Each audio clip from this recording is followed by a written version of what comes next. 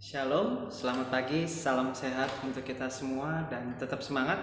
Sebelum kita masuk di pembelajaran kita pada hari ini, alangkah baiknya kita akan mulai dengan berdoa. Mari kita satu dalam doa.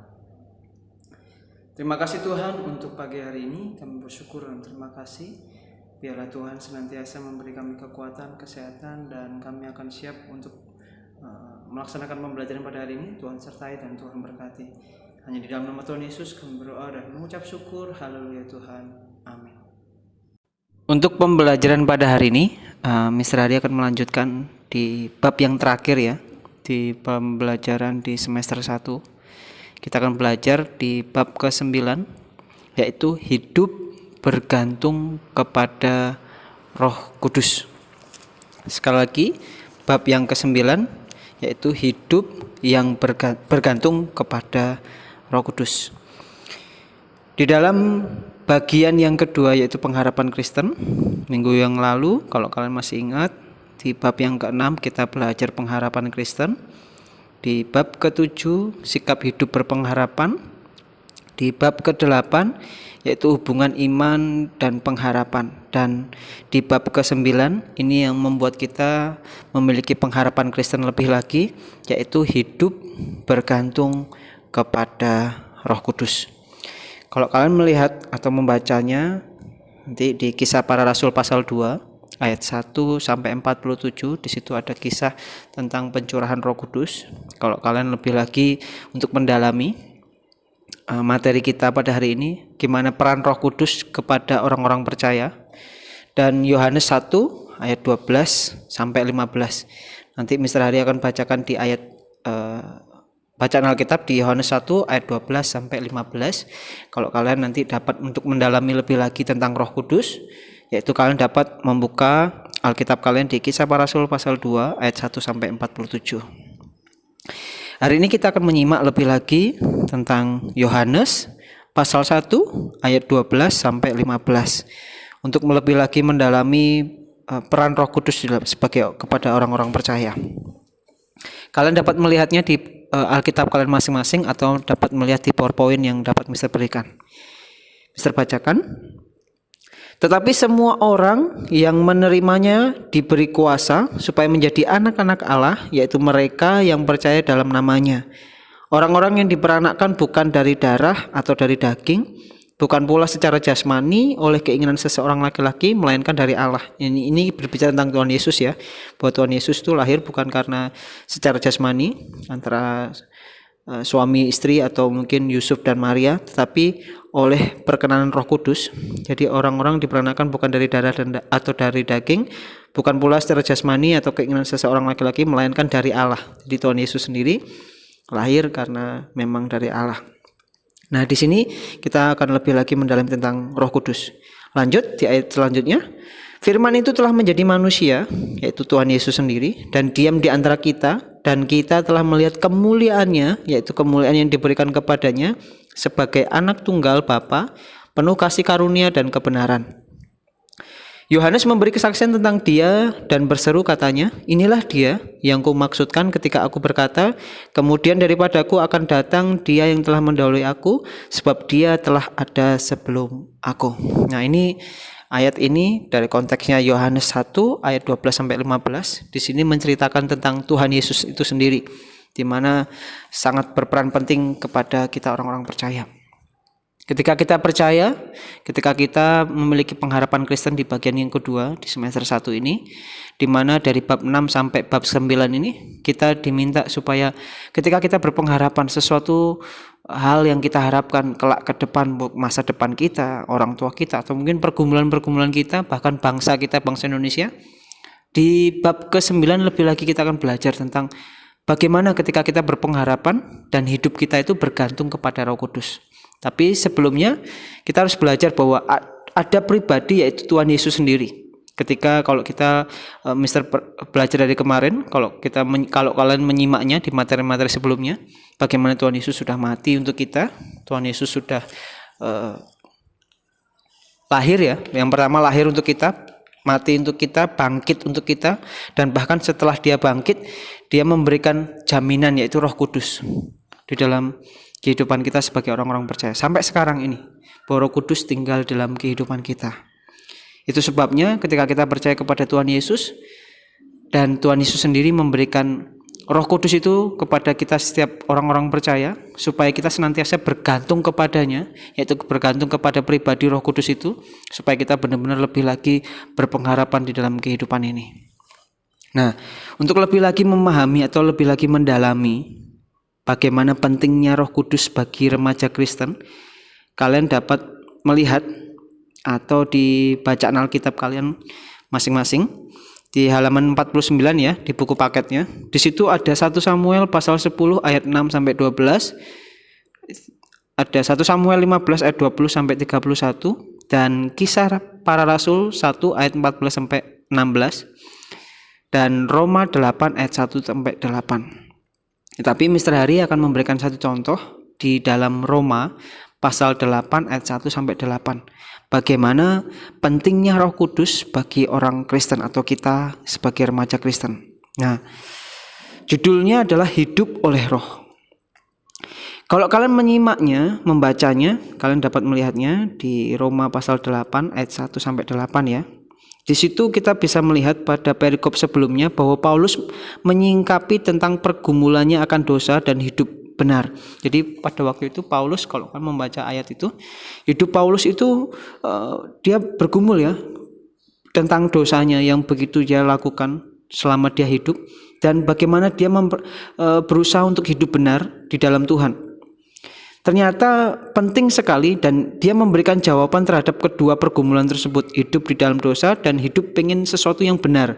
Bagaimana sebagai orang Kristen, sebagai anak-anak Tuhan, ketika kita di dalam bergumul tentang dosa kita dan kita berusaha untuk hidup benar, hidup yang layak, hidup yang disenangi Tuhan, ada dua hal di situ, dan Paulus memberikan jawaban di dalam Roma pasal 8 ayat 1 sampai 8. Di situ jelas bagaimana pergumulan yang pertama Paulus menjawab di ayat 1 sampai 4, yaitu Kristus atau Tuhan Yesus itu sendiri tidak ada lagi penghukuman. Ini adalah karya Allah yang tidak dapat dilakukan manusia. Allah mengutus Yesus untuk menyelamatkan manusia yang berdosa dan mengutus Roh Kudus untuk memberikan hidup yang memerdekakan manusia dari kutuk dosa. Jadi ibaratnya kita ini sudah berdosa, bahkan kita pun tidak lepas dari dosa ya. Tetapi ketika kita mau berusaha di dalam bergumulan kita dalam dosa, saya pengen hidup benar, di situ Paulus menjelaskan bagaimana Tuhan sendiri sudah mengampuni kita, Tuhan sendiri sudah melayakkan kita, Tuhan sendiri sudah memberikan kasih-Nya, yaitu anaknya yang tunggal, yaitu Tuhan Yesus sendiri, yang menyelamatkan kita dari hukuman dosa. Harusnya kita layak masuk neraka, harusnya kita menerima hukuman yang begitu setimpal yang dengan dosa-dosa kita. Tetapi melalui darah Kristus atau Tuhan Yesus sendiri kita diselamatkan. Kita memperoleh hidup pengharapan yang pasti. Dan yang jelas bukan hanya itu saja, dia memberikan jaminan Roh Kudus kepada kita setiap orang-orang percaya. Sedangkan pergumulan yang kedua, ini pergumulan pertama ya, ketika hidup dalam dosa, ingat bahwa ada Tuhan Yesus yang senantiasa mengampuni kita, Tuhan Yesus yang memulihkan kita, memberikan kita harapan-harapan baru lebih lagi, dan memberikan kita Roh Kudus-Nya kepada kita supaya kita benar-benar kuat di dalam menghadapi setiap pergumulan hidup ini. Ketika kita hidup dalam dosa, pasti ada konsekuensinya. Ketika kita salah, misalnya nggak mengerjakan PR atau tugas, biasanya kan dihukum. Tetapi ketika kita ketika kita salah ya pasti dihukum atau mendapatkan nilai jelek. Ya diampuni, tetapi ada konsekuensinya. Sama halnya ketika kita berbuat dosa, kita mungkin dihukum. Mungkin kita mendapatkan konsekuensinya, yaitu di dunia ini ya. Entah kita melakukan sebuah pelanggaran kepada orang tua kita atau mungkin di luar masyarakat dan sebagainya. Mungkin kita kena hukuman kepada mereka, mungkin mereka marah sama kita, mereka mungkin kesal sama kita, dan mereka mungkin melakukan sebuah pelanggaran kepada kita, hukuman kepada kita. Tetapi ingat bahwa Tuhan Yesus mengampuni kita. Dia Allah setia dan Dia Allah kasih dan adil. Jadi adilnya ketika kita berbuat salah ya kita pasti mendapat hukuman. Kasihnya ketika kita salah ya Dia mengampuni kepada kita semua. Yang kedua, ketika Paulus bergumul kepada hidup yang benar, di sini kita mendapat jawaban bagaimana Paulus menjawab di ayat 5 sampai 8, yaitu hidup menurut roh, bukan menurut daging. Hanya Roh Kudus yang dapat memampukan kita untuk melakukan apa yang dituntut hukum Taurat. Dengan kata lain, kebenaran Allah dapat digenapi dengan hidup menurut roh, bukan menurut kedagingan. Kalau kalian membacanya di Galatia pasal ke-5 ya, di situ buah-buah roh. Kalau kalian hafal, kasih, sukacita, damai, sejahtera, bahkan sampai ke penguasa diri ya.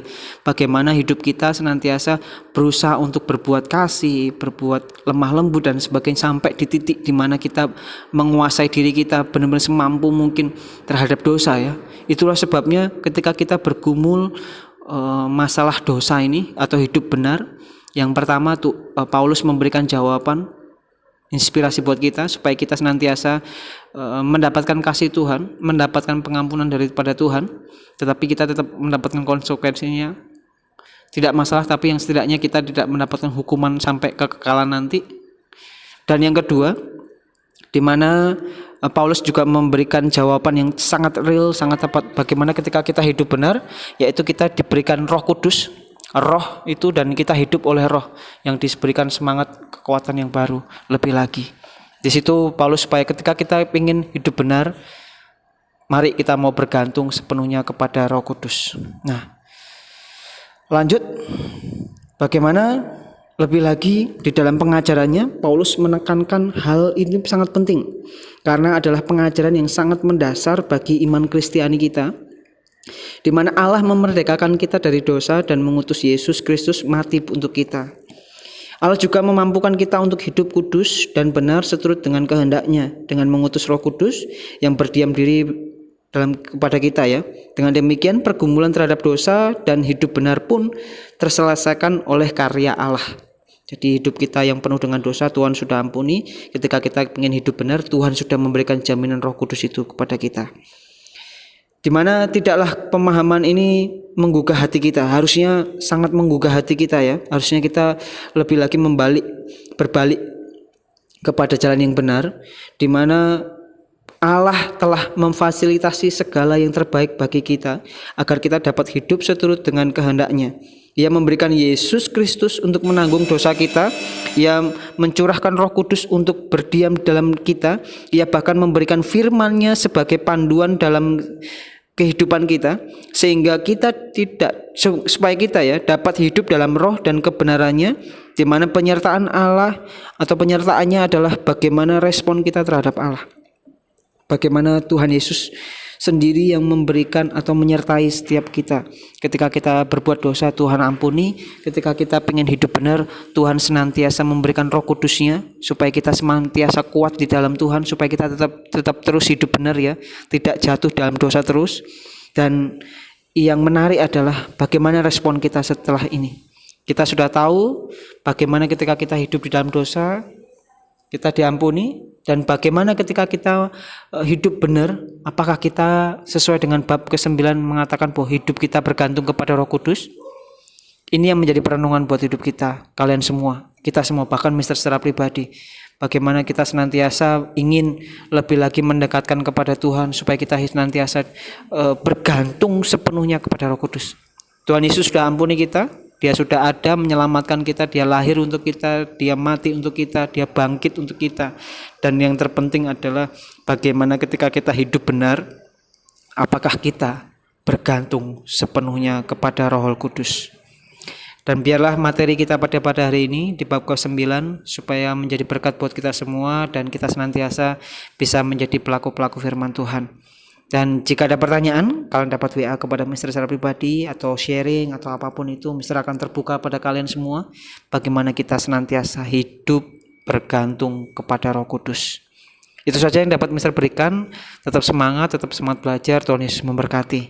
Nah, untuk ke depan kalian akan dapat mempelajari penilaian akhir semester ya.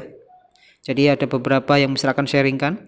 Pelajari soal-soal latihan pilihan ganda serta bahan materi yang ada di bab ke-6 sampai bab ke-9, yaitu halaman 39 sampai 49.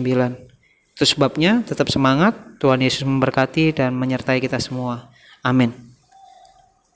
Nah, kita tadi sudah belajar ya di materi pada hari ini. Kita tadi mengawali dengan berdoa, kita juga akan mengakhiri dengan berdoa. Mari kita satu dalam doa.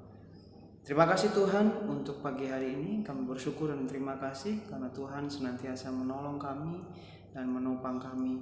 Dan biarlah apapun yang kami pelajari pada hari ini, Tuhan berikan kami hikmat supaya kami dapat mengaplikasikan dalam kehidupan kami sehari-hari.